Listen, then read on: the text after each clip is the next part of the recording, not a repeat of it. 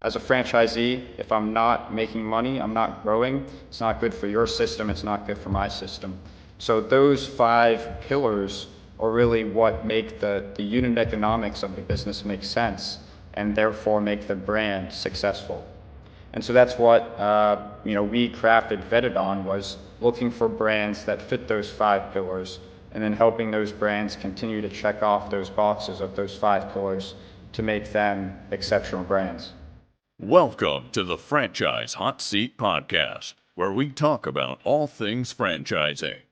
Now, here's your host, Dr. John P. Hayes. Hi, it's John Hayes with another episode of the Franchise Hot Seat. My guest today, Mitchell Nolan, who has his MBA from Palm Beach Atlantic University, his undergraduate from PBA, and also, of course, a concentration in franchising, and he is a Titus Center advisor. Thank you for joining me, Mitchell. Good to see you this morning. You as well, Dr. Hayes. Thank you for having me. Sure. So we want to talk about what a young man does after graduating with an MBA. Generally, MBAs will go on to find some great job on Wall Street or Wall Street South or somewhere with some fantastic company. And you decided to establish your own company, which was great, bold as well, and not to work in a traditional way, but to establish your own interests and to help people in franchising. So tell us about your company. You're the co-founder of Vetted. You're here in Palm Beach, and what's that about? Yeah, so I founded Vetted. Actually, before that, I founded a company called DJM Nolan, which was like a small consultancy. I actually founded that my last year at PBA, where I was getting my MBA.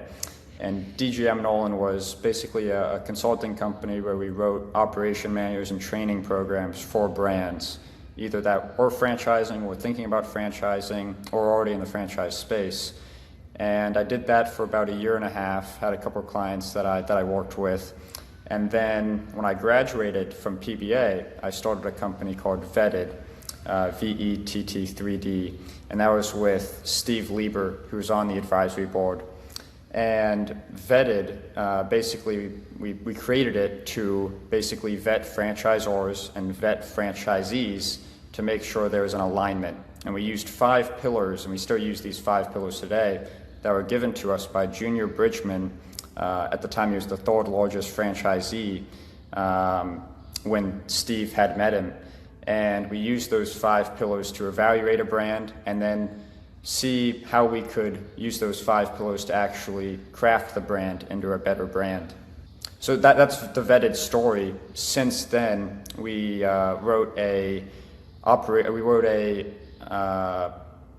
request for proposal. We wrote a response to an RFP for one of our clients on a Navy base, and we actually won that request for proposal. So we were awarded in October of last year. We wrote it in about May.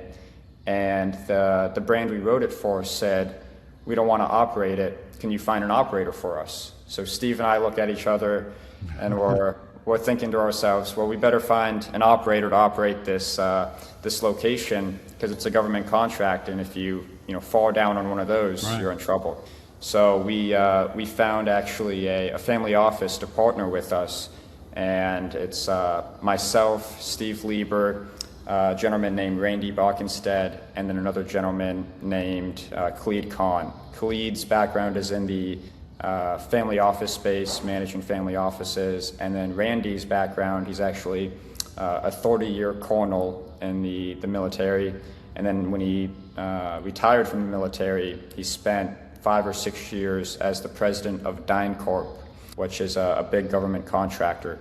So we brought those 2 individuals into Vetted, and now we're kind of launching our Vetted military installations, where we want to basically own and operate locations on military bases. So our first location, Coronado, the Mediterranean concept that we're going to be opening up, opens up in August. We start construction in about May. So it takes about 90 days. So you wrote a proposal for answering, I suppose, a request for proposals from a government agency, and you did that last spring. several months before you ended up winning. You did it in May. You won the contract in October, I believe. Yep. So it didn't take too long. But how were you prepared to write a government contract? And does it have a financial number with the government contract? So this is NEXCOM. So NEXCOM is a non-appropriated entity, and it's basically NEXCOM owns and operates, and they put out RFPs for the operators to actually operate these restaurants. Mm-hmm. So NEXCOM basically doesn't give you like a contract where they say we're going to give you $5 million to operate it, and it's for the $5 million for the next 5 years. It's not anything like that. What it is basically is you submit a bid to them, and you propose what you're going to do in sales based on the previous tenant and based on the number they gave you, and what you're going to give them as basically a percentage rent. It's called commission. So they use that commission to go out and basically increase the services that they're able to provide the Navy members, the Navy seamen on base. So whether that's installing a new bowling alley or updating the gym, they use those funds to actually increase the base. And so it's a 5-year contract with 3 5-year renewals. And the actual request for proposal itself is like a 60-page document that they give you, and you have to fill all that out, and then you write like 200 or 300 pages of just information that you're providing them based off the brand, based off you as the operator, based off the financials of the brand, etc. So it's an extensive document that you have to put together that they give you 45 days or so to put it together. So how does a young fellow out of college and out of an MBA program, which is more than just an undergraduate program, so you had some good training, but how do you prepare yourself to say, right out of the chute, I'm going to reply to a request for a proposal for a government contract? How do you prepare yourself for that? Yeah, that's tough. So it's really, I was well prepared, I think, through PBA. I did some directed studies with you, and that's really what prepared me through my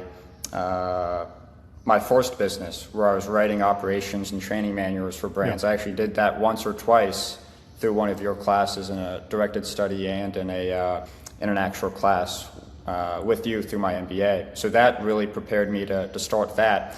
And I kind of used those same skills that I took in that business of writing training manuals and operation programs, where in those cases, those could be long documents or formulating your thoughts that you learn from a business over 90 days into like a living document or into a living system. And so I used those strategies and skills into actually writing a reply or a response to this RFP. So it was very, you have a checklist after reading the 60-page document of everything they want to see. And then, you put that down on a piece of paper and you go through each one of them and supplying, different aspects of the business that from learning that brand into this response. And did you ever feel like this is a long shot? We probably won't get this first time we apply for a government contract? Yeah, we did. We, at the beginning, we had a couple of calls with NEXCOM, and we were specifically looking at this Mediterranean concept. And what NEXCOM had told us was we operate about 270 restaurants, or they're in charge of 270 restaurants on Navy bases, and only about 3 of them are Mediterranean concepts. And they wanted to basically go after a Mediterranean concept because it's high protein and it's really good food for the Navy men. And so that's what we're building. Pretty amazing, when I think of it, and I'm sure when you think of it. You came to college at Palm Beach Atlantic University as an undergraduate. What'd you come to study? It wasn't franchising. Yeah. So it kind of spans beyond that. So I went to PBA originally just to play golf on the golf team. That's what drew me to PBA. It wasn't even my first choice. I wanted to go to another school, but the coach basically told me I couldn't go to that school because I already had my AA at the time. So, and I expressed interest in getting an MBA. He said, well, if you come here, it was a 4-year college instead of an advanced degree college where you could get like an MBA or surpass that. And the coach said, well, I don't want you to come here. I'm going to make you good in 2 years, and then you're going to go play for my competition.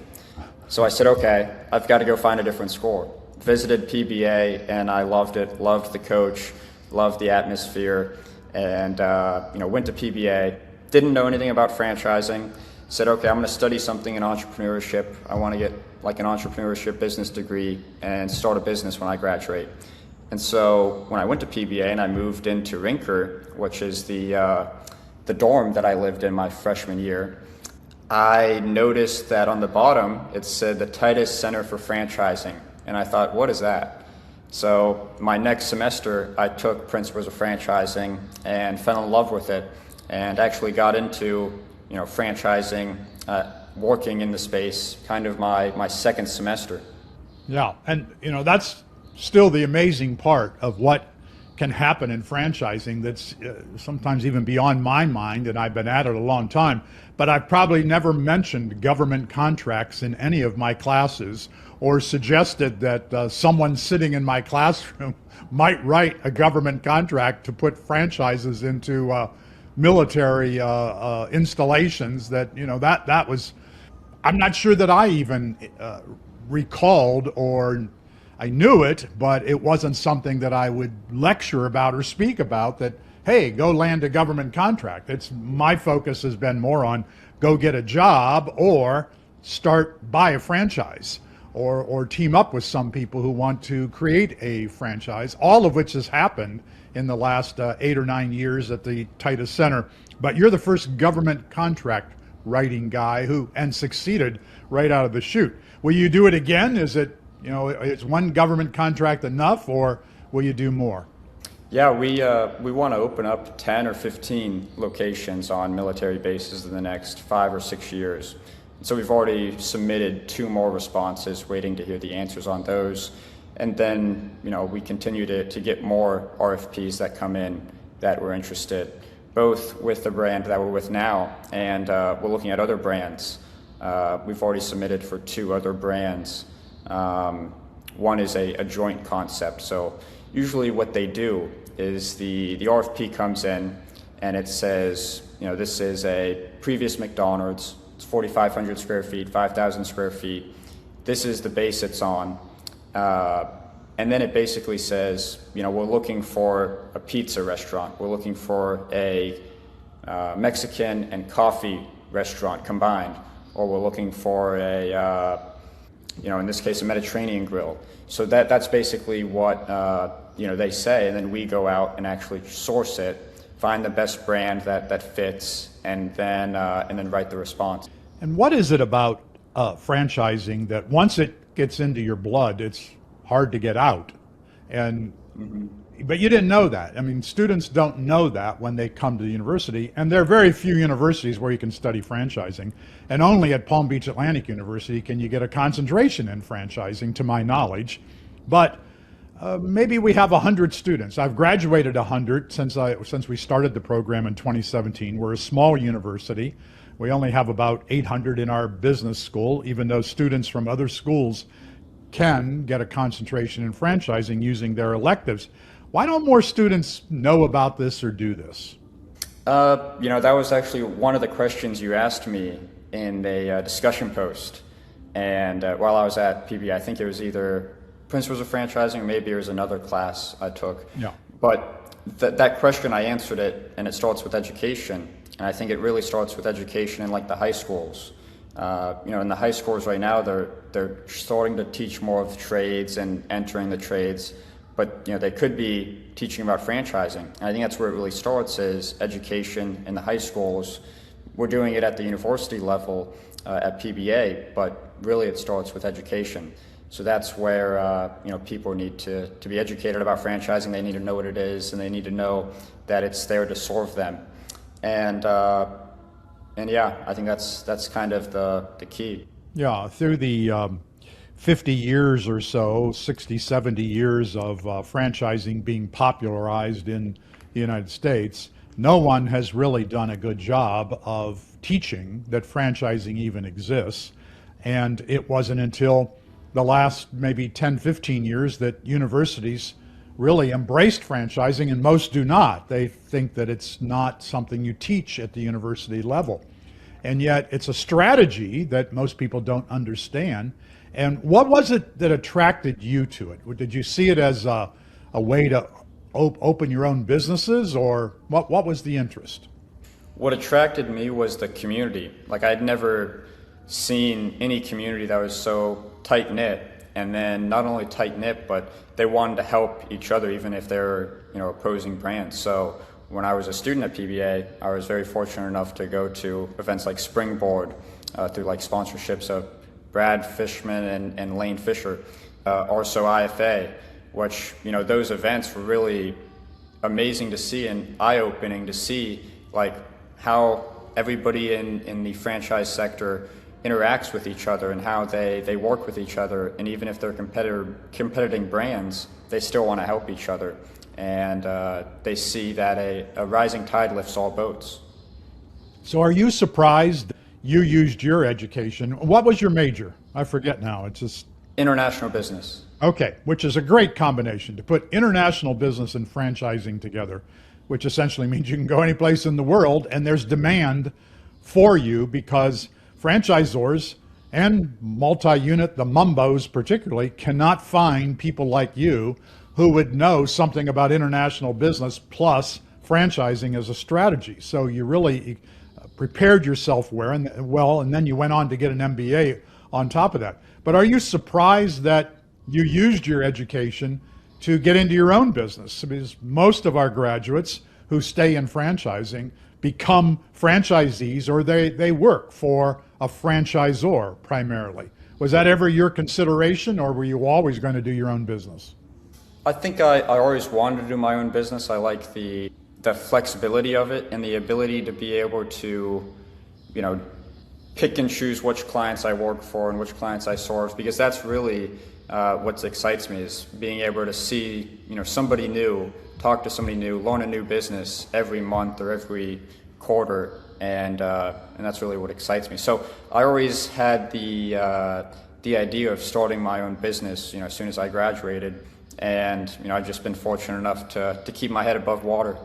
Yeah, and then you, right from the beginning, as a student, the Titus Center has attracted a very large group of advisors who come to the campus twice a year.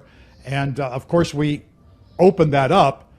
That's a service to students, or a resource for students. How did you take advantage of that, and how valuable was that to you? Yeah, that was super valuable. As a student, the advisory board was extremely helpful and extremely resourceful. Being able to talk to people that have founded their own businesses, either they're franchisors or they're supplying companies, or they're in some cases franchisees.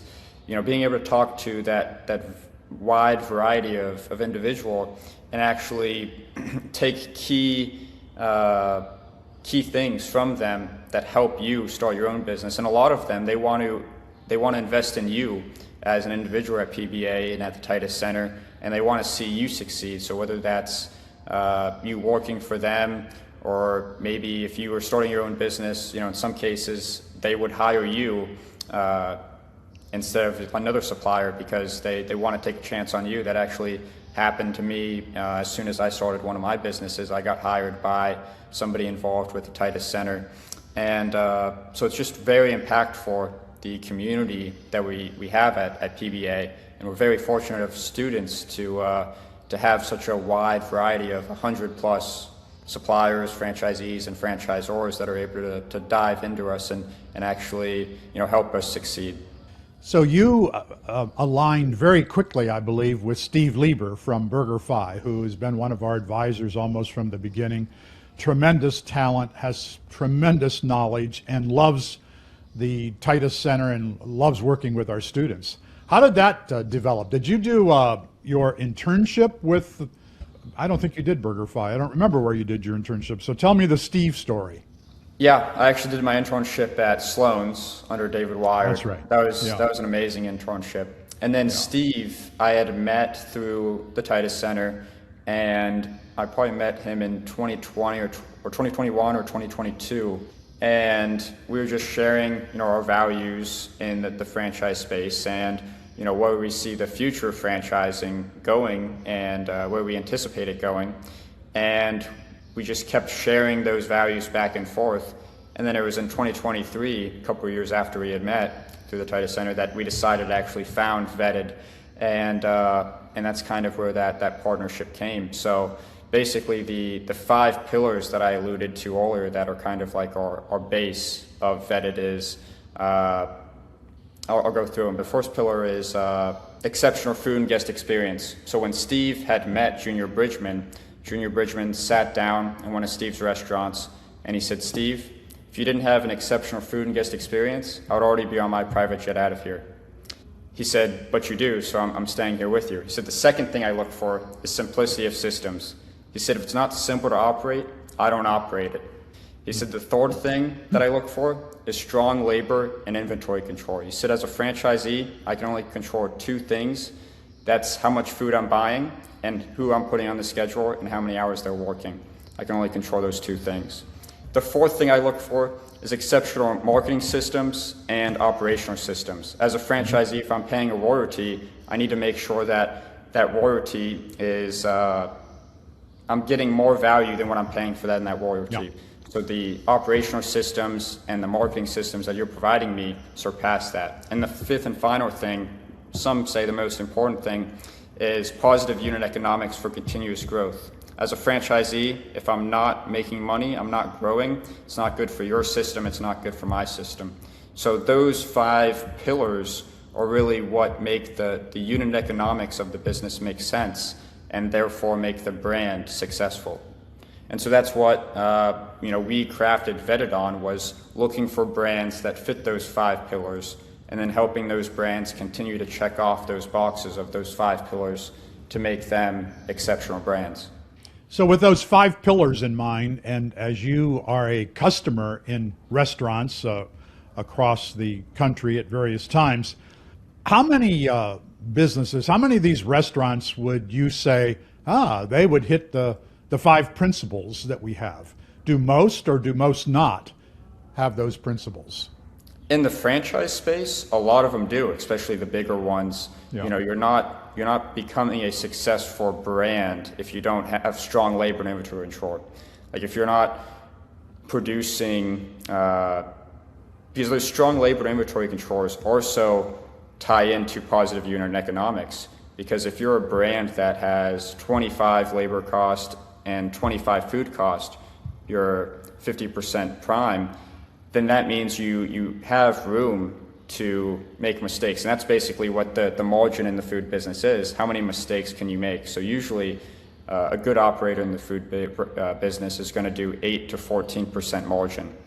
And so that 8 to 14% margin is basically margin of error. The more margin you have, the more error you can make and still be successful.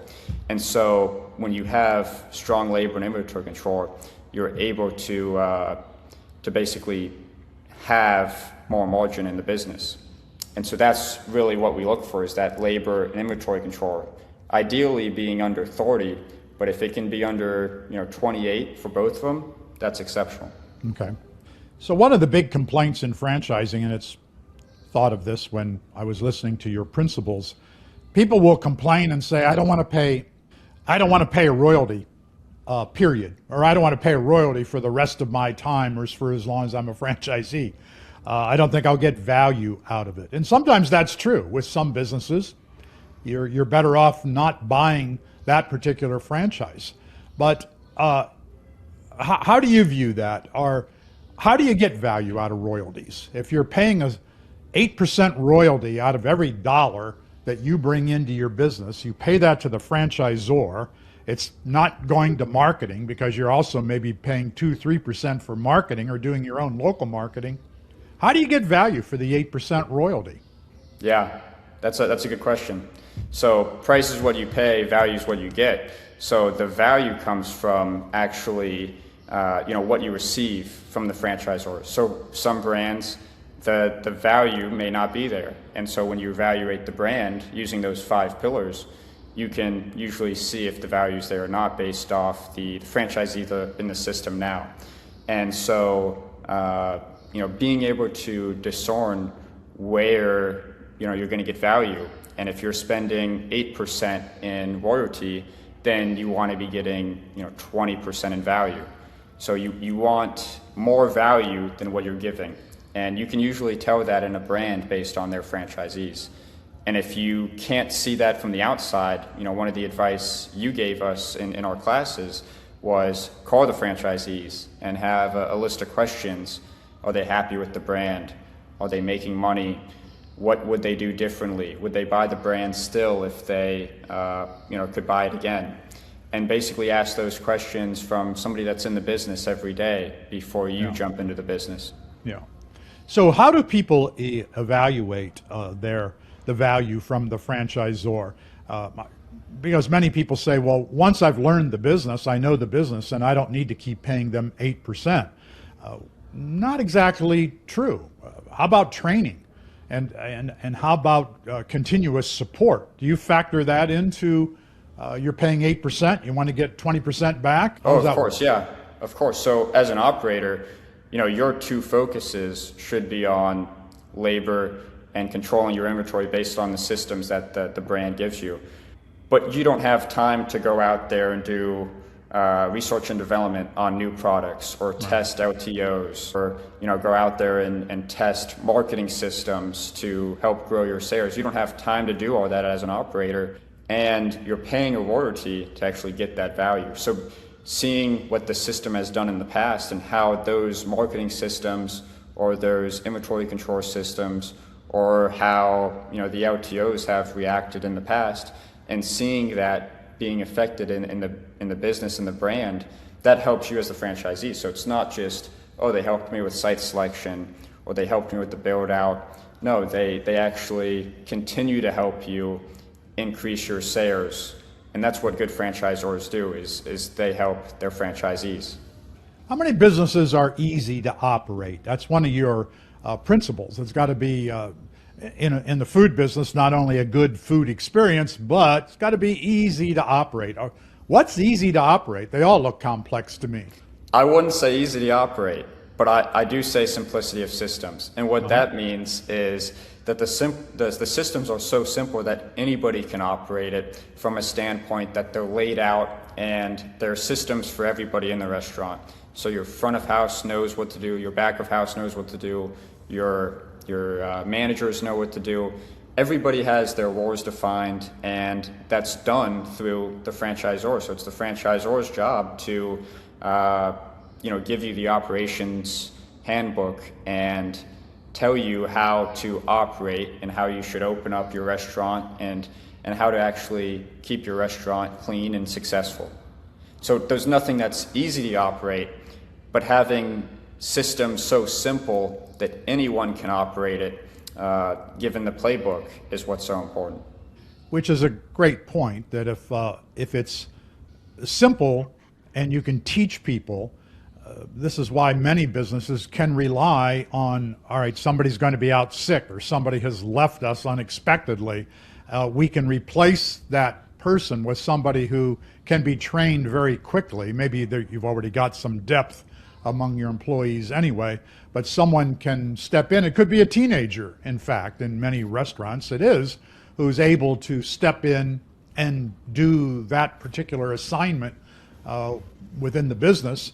And it's not so complex that they can't handle it expertly. So, which creates lots of jobs for teenagers as well. We're very fortunate that people can take advantage of that and discover franchising along the way.